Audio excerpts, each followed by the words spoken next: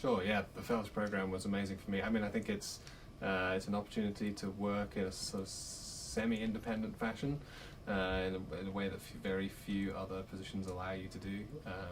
You get some intellectual freedom, as well as some financial resources to pursue your own ideas, but at the same time you're doing that in a very supportive, highly collaborative environment. So if you want to connect the dots of two really disparate bits of biology, this is a great building to be in to do that, and that's where a lot of the most exciting discoveries are these days.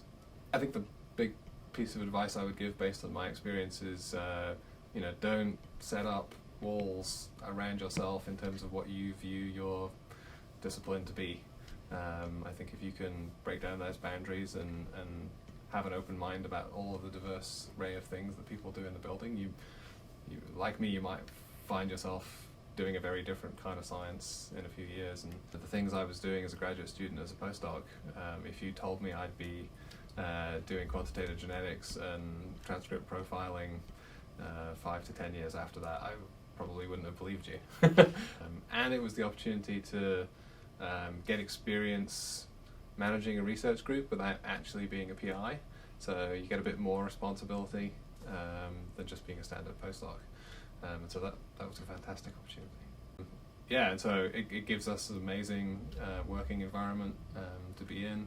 It gives us access to an incredible array of tools. And so our work is all about integrating information from lots of different scales of biological organization. So we're looking at genetics, we're looking at molecular biology, biochemistry, physiology, all the way up to agronomy and ecology.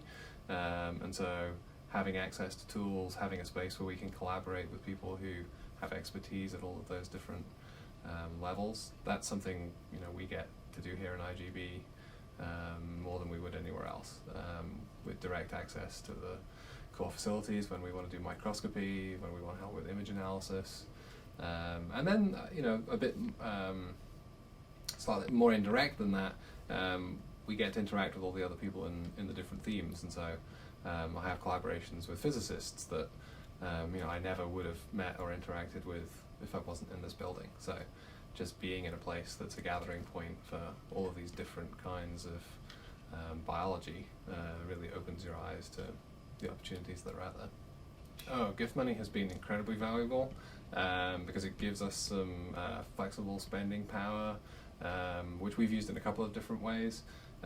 One time to support a graduate student who was working on soybean responses to CO2 and drought, and that freed up an enormous amount of her time. The fact that she was able to dedicate the last year of her PhD to her research by being supported on that money rather than having to teach, and that really advanced the work she did to an enormous extent. Was very valuable for both her and for me. And then more recently, we're using some of those resources to build a new experimental facility.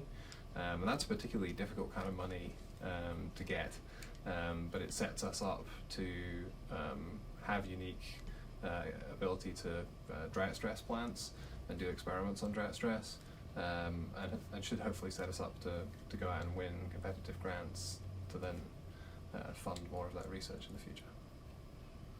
And I think it's an incredible luxury and a lot of fun to have a job where you get to go and ask the questions that you're interested in, and go and try and make new discoveries on those topics with an extraordinary degree of autonomy. As long as you can persuade somebody that it's a worthwhile question enough to fund you, and you can find a team of people who want to come and help you do it.